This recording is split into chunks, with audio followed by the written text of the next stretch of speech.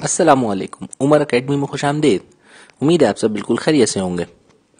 तो आज के लेक्चर में हम आपको केमिस्ट्री की ब्रांचेस के बारे में बताएंगे। तो केमिस्ट्री की स्टडी के लिए ब्रांचेस आखिर क्यों बनाई गई? देखें, किसी भी फील्ड के अंदर जब आप स्टडी करते हैं तो एक आप उस सब्जेक्ट की जनरल स्टडी करते हैं और फिर उसके किसी एक पर्टिकुलर ब्रांच के अंदर या किसी पर्टिकुलर फील्ड के अंदर आप स्पेशलाइजेशन करते हैं। जैसे मिसाल के तौर पे अगर आप डॉक्टर्स को देख लें तो हम जब हमारी तबीयत ख़राब होती है तो हम जो सबसे पहले डॉक्टर के पास चेकअप कराने जाते हैं तो वो जनरल फिजिशियंस होते हैं। फिर जनरल फिजिशियंस हमारी जो प्रॉब्लम होती है उसको डायग्नोस करते हैं और उस डायग्नोस के बिहाफ पर अगर जो है उन्हें लगता है कि हमें किसी स्पेशलिस्ट को दिखाना चाहिए तो वो फिर हमें रिकमेंड करते हैं कि आप या तो न्यूरोसर्जन के पास जाएं या आप दूसरे किसी हड्डियों के डॉक्टर के पास जाएं। तो वो सारी जो है अलग अलग फिर होते वो भी डॉक्टर्स हैं, लेकिन क्या है कि उन्होंने अपनी एक फील्ड के अंदर ज़्यादा पढ़ा होता है और ज़्यादा स्पेशलाइज किया होता है। तो इसी तरीके से जब हम केमिस्ट्री की बात करते हैं तो केमिस्ट्री की भी जो है मुख्तलिफ फर्दर स्टडी को 9 ब्रांचेस में क्लासिफाई किया जाता है। तो सबसे पहली जो हमारी केमिस्ट्री की ब्रांच है उसका नाम है फिजिकल केमिस्ट्री।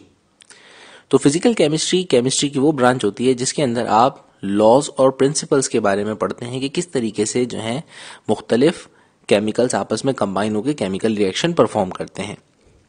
मिसाल के तौर पे अगर आपको चाय बनानी हो तो चाय बनाने के लिए आपको मालूम है कि सबसे पहले आपको पानी में पत्ती डाल के उबालनी होती है। फिर उसके बाद आपने नेक्स्ट स्टेप में जब थोड़ी देर पत्ती पक जाती है तो फिर आप उसमें दूध और चीनी ऐड करते हैं।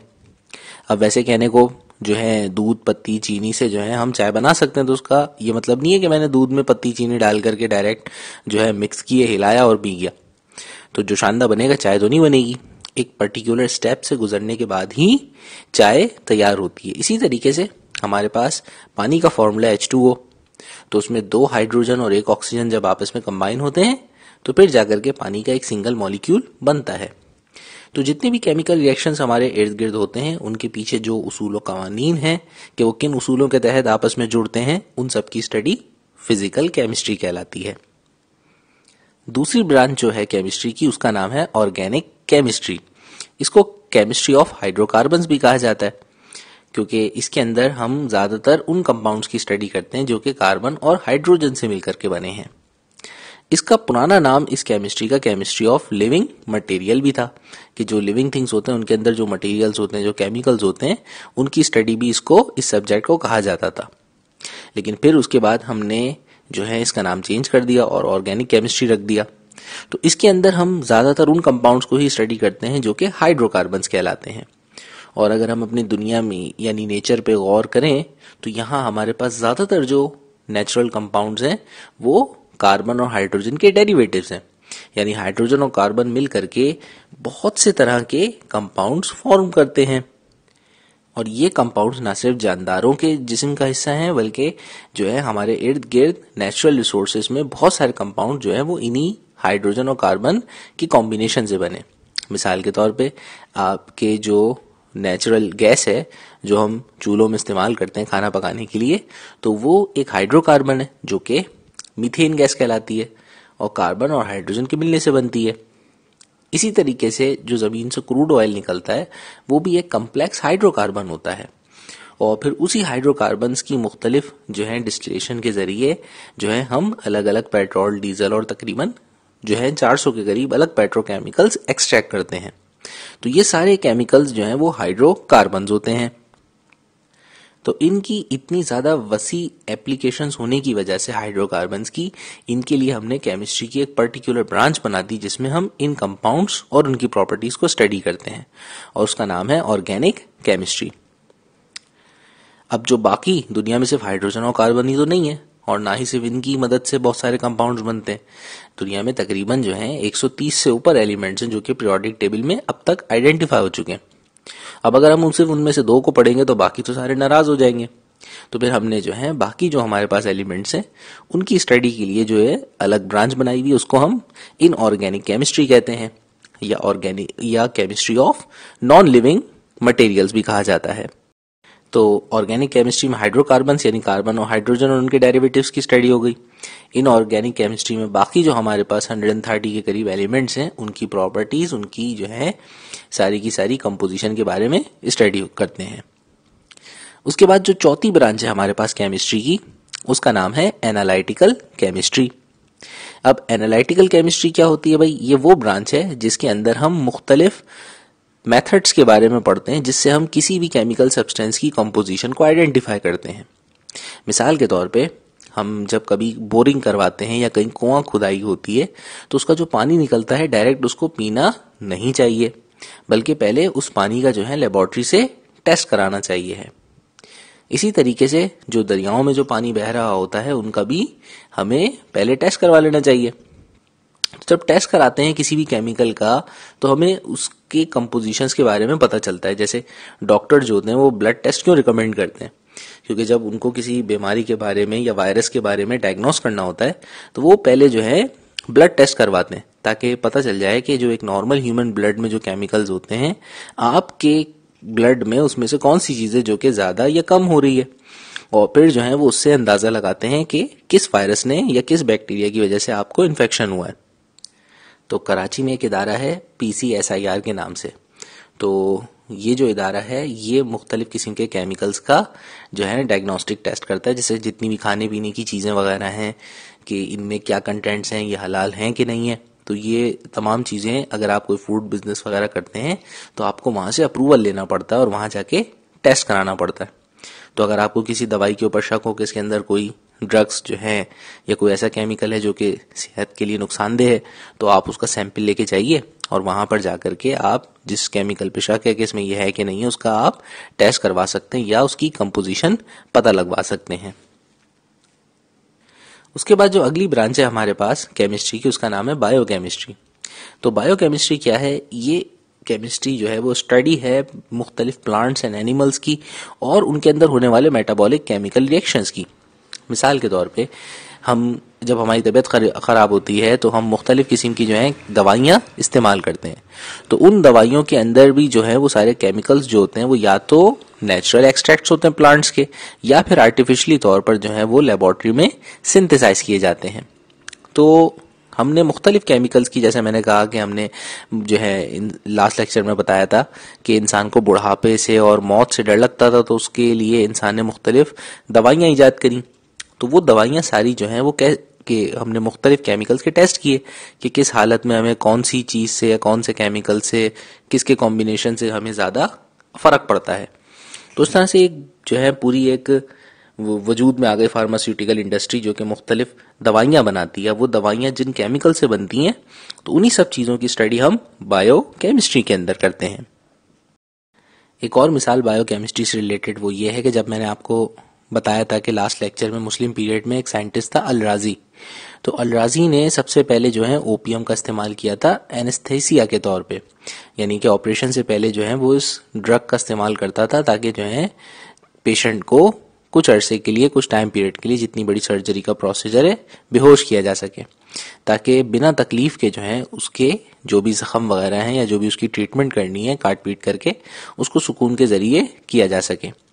तो अब देखें आज के दौर में जो है मुख्तलिफ किस्म के ऑपरेशंस के लिए अब उसी एनेस्थीसिया ने मुख्तलिफ तरक्कियां कर ली हैं। तो आज जो है डॉक्टर, अगर आपको खाली जो है डेंटिस्ट के पास जाना है तो वो क्या करते हैं, आपके वो वैसा ही एक कंपाउंड यूज करके मुंह के कुछ मुख्तलिफ हिस्सों को सुन कर देते हैं और फिर बाकी हिस्से में जो है सर्जरी परफॉर्म कर देते हैं आपके।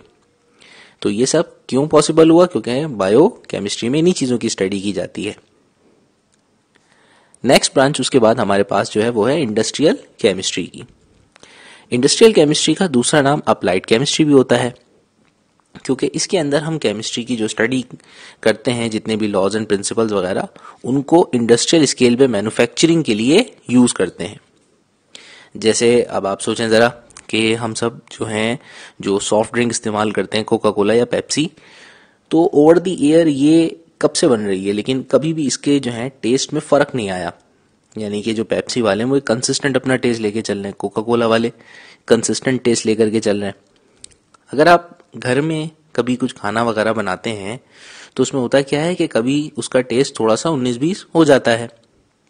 क्योंकि हम किसी खास कैलकुलेशन के तहत, एक परफेक्ट फॉर्मूले के तहत उसको कुक नहीं कर रहे होते, ठीक है ना। तो कभी ओवर कुक हो जाता है, कभी जो है थोड़ा बहुत ऊपर नीचे हो जाता है। लेकिन ये जो इंडस्ट्रीज के अंदर जो मुख्तलिफ केमिकल प्रोसेसेस होते हैं, इनकी पूरी माइन्यूट डिटेल्स भी रिकॉर्ड की जाती हैं और बाकायदा एक पूरी फुल कैलकुलेशन के साथ हर चीज़ रिकॉर्ड करके जो है उनकी फिर उन चीज़ों की मैन्युफैक्चरिंग की जाती है। अब जितने भी हम जो चिप्स इस्तेमाल करते हैं लेस के या कर्लीज वगैरह के, तो ये सारे जब चिप्स बनते हैं तो उनकी जो ऑटोमेटिक मशीनें होती हैं ना, उनमें पूरा टाइमिंग सेट हुई हुई होती है कि इसको इस टेम्परेचर पे इतनी देर पकाना है। तो ये सारी चीज़ें जो है स्टडी से कैलकुलेट करके एक परफेक्ट फॉर्मूले की सूरत में दी जाती हैं कंपनी को। फिर वो कंपनी अपने उस फॉर्मूले को ऐसा टॉप सीक्रेट जो है ना लेके चलती है और अपनी प्रोडक्ट्स को एक कंसिस्टेंसी के साथ सेम टेस्ट का बनाती है। अब इंडस्ट्रियल या अप्लाइड केमिस्ट्री के बाद जो नेक्स्ट ब्रांच है हमारी, उसे हम कहते हैं nuclear chemistry. Nuclear chemistry atom के सेंट्रल एक हिस्सा होता है जिसको हम न्यूक्लियस कहते हैं, उसकी स्टडी और उसके अंदर होने वाली चेंजेस की स्टडी का नाम है। तो न्यूक्लियर जो होता है वो एटम का सेंटर मोस्ट हिस्सा होता है और उस हिस्से के अंदर बेसिकली दो पार्टिकल्स होते हैं, प्रोटॉन्स एंड न्यूट्रॉन्स। वो आप आगे एडवांस चैप्टर्स में पढ़ेंगे, आगे के चैप्टर्स में इंशाल्लाह उसकी डिटेल। तो अभी आपको सिर्फ ये बता दें कि वो जो सेंटर का हिस्सा होता है ना, वो बहुत ही खतरनाक होता है और वो कहता है मुझे तंग मत करो। तो उसको तंग करने की सूरत में जो है बहुत से किस्म के खतरनाक धमाके हो सकते हैं, रेडिएशन इमिट हो सकती है। तो एटम बम भी जो हमने बनाया तो वो इसी ब्रांच की वजह से बनाया जिसके अंदर साइंटिस्ट एटम की न्यूक्लियस के ऊपर रिसर्च करते थे। तो वहां से उन्होंने एक ऐसा न्यूक्लियर प्रोसेस, एक ऐसा न्यूक्लियर रिएक्शन डेवलप किया जिसकी मदद से हम जो है एटम बम भी बना सकते हैं, हाइड्रोजन बम भी बना सकते हैं और न्यूक्लियर पावर प्लांट भी बना के उससे सस्ती बिजली हासिल कर सकते हैं। तो ये सारी स्टडी न्यूक्लियर केमिस्ट्री के अंदर की जाती है। न्यूक्लियर केमिस्ट्री के बाद हमारे पास जो नेक्स्ट ब्रांच है उसका नाम है एनवायरमेंटल केमिस्ट्री। एनवायरमेंट हमारे आसपास के आबो हवा, फिजा, माहौल का नाम है कि भाई हमारा एनवायरनमेंट, अब हमारे एनवायरनमेंट के अंदर मुख्तलिफ केमिकल रिएक्शंस की वजह से बहुत से असरात भी नमूदार होते हैं।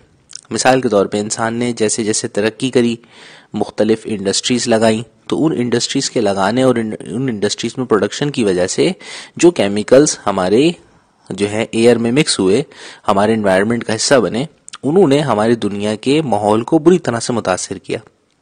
हमें ग्लोबल वार्मिंग का सामना करना पड़ा जिसकी वजह से दुनिया में मुख्तलिफ मुल्कों के अंदर जो है मौसमी तब्दीलियां रौनुमा हो रही हैं। बहुत से इलाके जहां पहले सख्त सर्दियां नहीं पड़ा करती थी, अब वहां इंतहाई सख्त सर्दियां पड़ा करती हैं। बहुत से इलाके जहां बारिशें नहीं होती थी, अब वहां बेइंतहा बारिशें होती हैं, सैलाबी सूरत हाल हो जाती है। तो ये जो हमारे पास जितने भी इन्वायरमेंटल इफेक्ट्स हैं, ये हमारे ही क्रिएट किए हुए मुख्तलिफ केमिकल प्रोसेसेस का नतीजा है। तो इन सारी चीज़ों की स्टडी करके हम जो है अब अपने एनवायरनमेंट को बेहतरी की तरफ लेके जा रहे हैं। अब हम ऐसे जो है ऑल्टरनेटिव जो है केमिकल रिएक्शंस की तरफ जा रहे हैं जिससे हमारे माहौल को नुकसान ना पहुंचे। अब इसी ब्रांच की वजह से हमने बहुत सी दुनिया के अंदर पॉजिटिव डेवलपमेंट्स भी की हैं।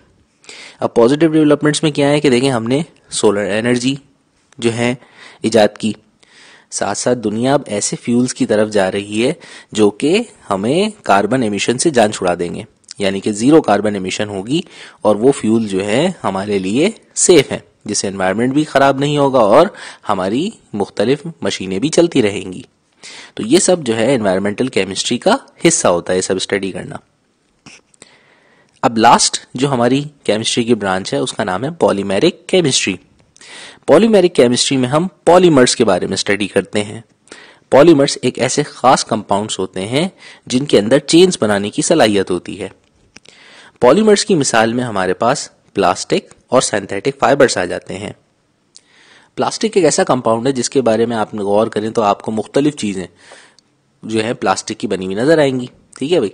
और आपके जो है मुख्तलिफ डेली इस्तेमाल की चीज़ों में प्लास्टिक का इस्तेमाल बहुत ज़्यादा है। प्लास्टिक की चेयर्स हैं हमारे पास, प्लास्टिक के हमारे पास जो है मुख्तलिफ बर्तन हैं, और प्लास्टिक कहाँ कहाँ नहीं शामिल है, आपके जो है वाटर कूलर से लेकर के आपकी रोज़मर्रा के इस्तेमाल की काफ़ी चीज़ों के अंदर प्लास्टिक इन्वॉल्व है, ठीक है भाई।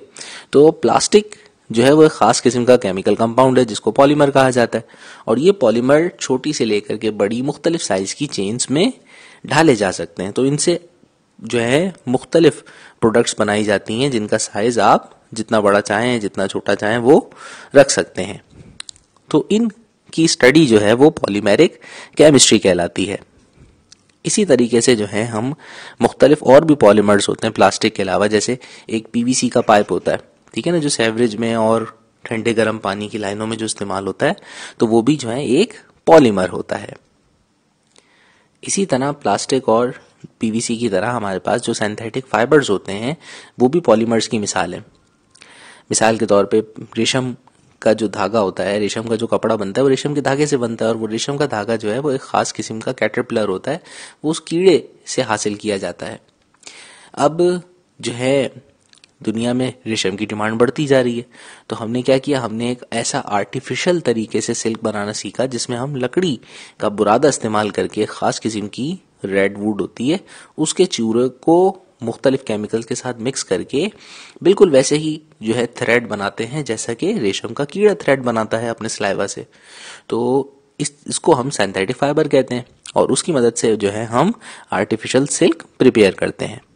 तो ये सब पॉलीमेरिक केमिस्ट्री की स्टडी का नतीजा है। तो जनाब ये थी हमारी कुल 9 ब्रांचेस जिनकी हमने स्टडी करी और बताया कि कौन सी ब्रांच कहाँ पे किस इस्तेमाल में आती है। ठीक है भाई, तो अब हमारा अगला टॉपिक जो है इस ब्रांचेस के बाद वो है scientific approach in chemistry. Scientific approach का मतलब यह है कि केमिस्ट्री को आज के दौर में पढ़ा कैसे जाता है, यानी कि साइंस की स्टडी और बिलखुसूस केमिस्ट्री की स्टडी करने के बुनियादी स्टेप क्या होते हैं। आप केमिस्ट्री पढ़ें, बायोलॉजी पढ़ें, फिजिक्स पढ़ें, साइंटिस्ट को जब किसी भी चीज़ पे रिसर्च करनी होती है तो वो 4 स्टेप से गुजरता है। जो सबसे पहला स्टेप होता है किसी भी चीज़ की खोज लगाने का या रिसर्च करने का, वो होता है ऑब्जर्वेशन का। ऑब्जर्वेशन का मतलब होता है कि आप किसी चीज़ पर गौर फिक्र करते हैं, ठीक है ना, किसी भी इवेंट के ऊपर, किसी भी वाक़ये के ऊपर जो है आप गौर फिक्र करके आपका दिमाग जो होता है वो साइंटिफिकली सोचना शुरू करता है कि आखिर ये चीज़ क्यों हो रही है। आप उसके राज जानने की कोशिश करते हैं, और जब आप उसके राज जानने की कोशिश करते हैं तो आपके दिमाग में एक नजरिया बनता है कि भाई ये चीज शायद इस वजह से होती है। उस नजरिए को जो किसी चीज की ऑब्जर्वेशन से आपके दिमाग में बनता है उसे हम कहते हैं हाइपोथेसिस। तो हाइपोथेसिस जो होती है वो आपका एक ट्रायल आइडिया होता है, एक समझ लेंगे एक तरीके से आपने कोई तुक्का लगाया, कोई एक नजरिया जो कि आपने किसी चीज की ऑब्जर्वेशन से जो अखज़ किया कि भाई ये चीज इस वजह से होती है, तो उस नजरिए को हाइपोथेसिस कहा जाता है। अब एक अच्छा साइंटिस्ट कभी भी अपनी जो सबसे पहली जो उसने हाइपोथेसिस दी उस पर अड़ नहीं जाता कि जी मैंने ये ऑब्जर्व किया और उसके बाद ये नतीजा निकला तो यही पत्थर की लकीर है, नहीं। वो अपने ही ख्यालात को मुख्तलिफ एक्सपेरिमेंट्स के जरिए ऑब्जर्व करके दोबारा से उनके ऊपर रिसर्च करता है, यानी कि मुख्तलिफ एक्सपेरिमेंट से अपनी बात को, अपने हाइपोथेसिस को सही साबित करने के लिए ट्राई करता है। अब यहाँ जरूरी जोर इस बात पे नहीं देना कि मैंने जो सोचा था मैंने उसको सच साबित करना है, बल्कि यहाँ पर जो अप्रोच होती है वो होती है कि हमने जो है नॉलेज गेन करनी है कि क्या ये चीज आया वाकई इसी वजह से होती है जैसा कि हमने सोचा था।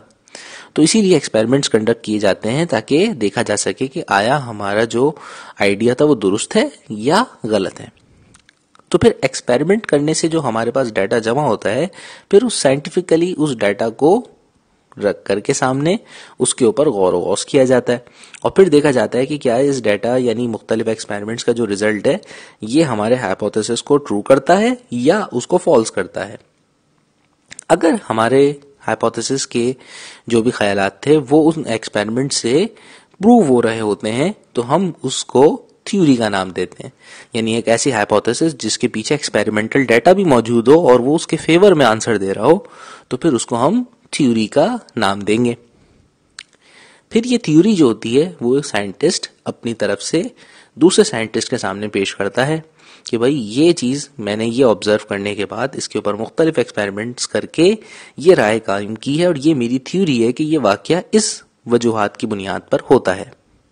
फिर उस साइंटिस्ट की उस थ्योरी को जब वो पब्लिक करता है अपनी थ्योरी, तो दूसरे साइंटिस्ट जो होते हैं वो कहते हैं अच्छा भाई आओ हम भी चेक कर लेते हैं कि तुम्हारी जो है थ्योरी दुरुस्त है कि नहीं है। तो वो उसके ऊपर मुख्तलिफ एंगल से जो है एक्सपेरिमेंट्स करते हैं, वो अपने अपने एक्सपेरिमेंट्स करते हैं और उसकी थ्योरी को गलत साबित करने की कोशिश करते हैं या उसमें कीड़े निकालने की भरपूर कोशिश करते हैं। अब अगर उसकी थ्योरी के अंदर उन्होंने मुख्तलिफ जो है अलग अलग एंगल से एक्सपेरिमेंट्स करके कुछ कीड़े निकाल लिए तो ठीक है, जबरदस्त। फिर उसकी जो थ्योरी होती है वो फेल हो जाती है, उसको कहा जाता है नहीं भाई ये थ्योरी इस तरह से नहीं है, बल्कि उसमें कुछ और एडिशन करके फिर एक नई थ्योरी फॉर्मुलेट की जाती है। अगर ऐसा हो कि भाई उस साइंटिस्ट ने जो भी थ्योरी दी थी वो थ्योरी दुरुस्त साबित हो जाती है, बाकी सबने भी एक्सपेरिमेंट करके चेक कर लिया, ठीक है ना, सबके रिजल्ट्स जो है वो बिल्कुल सेम वैसे ही आ रहे हैं, तो फिर उस थ्योरी को जो है साइंटिफिक लॉ का दर्जा दे दिया जाता है।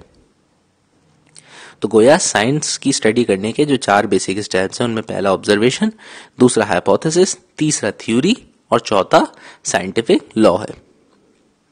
अब एक छोटे से एक्सपेरिमेंट से ना आपको ये साइंस की स्टडी के चारों स्टेप्स समझाता हूँ। देखें, मिसाल के तौर पे अगर आपसे कहा जाता है कि sun rises from the east, सूरज मशरिक से निकलता है और मगरिब में जाके गुरूब हो जाता है, सनसेट्स इन द वेस्ट।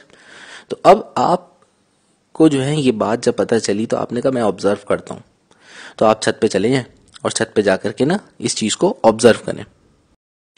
तो सूरज निकलने से पहले रोजाना जो है आप रात में छत पे पहुंच जाएं और देखें कि सूरज निकलता किस डायरेक्शन से। आप कंपास की मदद से छत के ऊपर जो है north south east west mark कर लें और फिर देखें कि सूरज वाकई मशरिक से निकल रहा है। चले, पहले दिन आपने चेक किया और सूरज वाकई मशरिक से निकल रहा था, तो आपने ऑब्जर्व करके एक हाइपोथेसिस बना दी कि जी भाई सूरज मशरिक से निकलता है।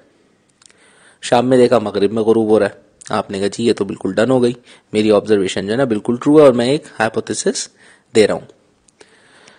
फिर आपके दिमाग में आइडिया आया कि कहीं ऐसा तो नहीं होता सैटरडे संडे जो है सूरज छुट्टी उट्टी पे चला जाता हो या किसी दूसरी साइड से निकलता हो, देर से आता हो, कहीं वो हलवा पूरी का नाश्ता करने रुक जाता हो। तो अब ये तो चेक करना पड़ेगा ना, तो इसके लिए आपने कहा भाई चलो वीकेंड को भी जल्दी उठ के देखेंगे। तो आप फिर अर्ली मॉर्निंग उठ गए, 4-5 बजे छत पे जा करके ना सूरज से पहले आप पहुंचे हुए और देख रहे कि आज ये किस तरफ से निकलता है। इत्तेफाक से उस दिन भी सूरज वहीं से निकला भाई, मशरिक की तरफ से। अब आपने कहा कि हाँ भाई मैंने एक्सपेरिमेंट कर लिया है, आज भी इस तरफ से निकला। मगर एक एक्सपेरिमेंट से तो कोई फायदा नहीं होगा ना, क्या पता सूरज जो है सर्दियों में किसी और तरफ से निकलता हो क्योंकि ठंड बहुत होती है, गर्मियों में दूसरी तरफ से आता हो क्योंकि गर्मी बहुत होती है। तो अब इसके लिए क्या करेंगे, आप सर्दियों में भी एक्सपेरिमेंट करेंगे, गर्मियों में भी एक्सपेरिमेंट करेंगे। तो किस्सा मुख्तसर, आपने भाई साल के पूरे 365 दिन अपने डेडिकेट कर दिए और आपने कहा भाई मैंने ये सारे एक्सपेरिमेंट करने ताकि मेरी हाइपोथेसिस ट्रू है कि फॉल्स से पता चल जाए। तो एक साल आपने पूरा जनवरी से लेकर दिसंबर तक बिला नागा रोज आना सुबह देखा कि सूरज क्या मशरिक ही से निकलता है कि नहीं निकलता। तो ये आपकी एक्सपेरिमेंटल एनालिसिस थी। पहले आपने हाइपोथेसिस दी कि भाई सूरज मशरिक से निकलता है और फिर उस हाइपोथेसिस के बाद जो है आपने एक्सपेरिमेंट्स करना शुरू किए। 365 दिन आपने बाकायदगी के साथ एक्सपेरिमेंट करके नतीजा यह खस किया कि भाई हाँ वाकई सूरज मशरिक से निकलता है। अब आप बड़े खुश कि भाई मेरा एक्सपेरिमेंट कामयाब रहा, 365 में से किसी एक दिन भी एक्सपेरिमेंट में फेल नहीं हुआ कि भाई सूरज किसी और साइड से निकला हो। अब आपने क्या किया, इस थ्योरी को पब्लिक कर दिया, अब इस हाइपोथेसिस को थ्योरी बना दिया, ये अब आपकी थ्योरी हो गई। आपने इस थ्योरी को लोगों से कन्वे किया कि भाई पूरे 365 दिन मैंने देख लिया सूरज मशरिक से ही निकला है। अब दूसरे जो साइंटिस्ट हैं वो कहेंगे भाई आपने ये ऑब्जर्वेशन कौन से मुल्क में करी, आप कहेंगे पाकिस्तान में की, वो कहेंगे क्या पता कनाडा में किसी दूसरी साइड से निकलता हो। तो अब सारे साइंटिस्ट को आप कहेंगे भाई मैंने 365 दिन कुर्बान कर लिए, अब तुम्हें ट्राई करना है तुम ट्राई कर लो। तो पूरी दुनिया में मुख्तलिफ मुल्कों में जो है साइंटिस्ट आपकी थ्योरी ट्राई करेंगे और वो देखेंगे भाई सूरज मशरिक की साइड से निकलता है मगरिब की साइड से निकलता है।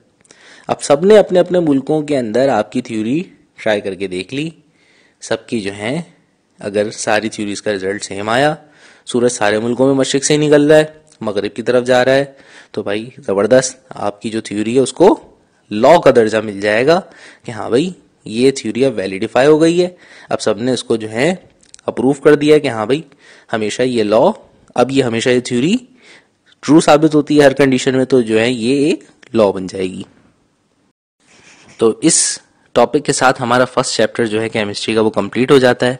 फर्स्ट लेक्चर में हमने केमिस्ट्री की बेसिक डेफिनेशन आपको समझाई थी, लास्ट लेक्चर जो था हमारा, और उसमें साथ में आपको केमिस्ट्री के जो हिस्टोरिकल डेवलपमेंट के 3 पीरियड्स थे उनके बारे में बताया था। फिर आज के लेक्चर में हमने आपको केमिस्ट्री की ब्रांचेस के बारे में बताया और केमिस्ट्री या साइंस की किसी भी दूसरी ब्रांच की स्टडी कैसे करते हैं उसके 4 मेजर स्टेप्स बताए। तो फर्स्ट चैप्टर हमारा कंप्लीट हो गया। लास्ट हमारा जो टॉपिक है वो हम शुरू में वैसे भी डिस्कस कर चुके हैं कि केमिस्ट्री किस तरह से हमारी सोसाइटी में अहम किरदार अदा करती है। थोड़ा सा रिवाइज करवा देते हैं। देखिए, केमिस्ट्री का इस्तेमाल आपको आज की नॉर्मल जिंदगी में बेइंतहा मिलेगा। आप जरा अपने इर्द गिर्द गौर कीजिए।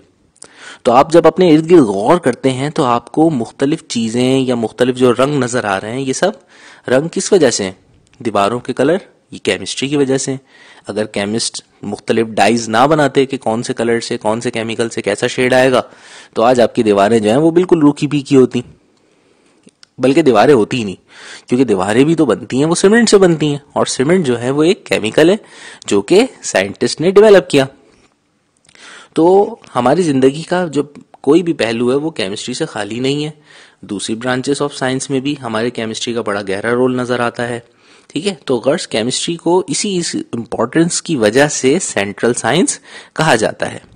तो हमारी लाइफ ग्रेटली इफेक्ट होती है केमिस्ट्री के साथ। तो इसकी स्टडी और इसका इल्म बहुत जरूरी है, क्योंकि इसमें ऐसे बहुत से केमिकल्स के बारे में आप पढ़ेंगे जिससे आप किसी की जान बचा भी सकते हैं, और ऐसे केमिकल्स के बारे में पढ़ेंगे कि जिनकी बदहतियाती से आप अपनी जान गंवा भी सकते हैं। तो उसको तवज्जो से पढ़िएगा। इंशाल्लाह नेक्स्ट लेक्चर में इस चैप्टर की एक्सरसाइज सॉल्व करेंगे और सेकंड चैप्टर के इंट्रोडक्शन देंगे। Thank you.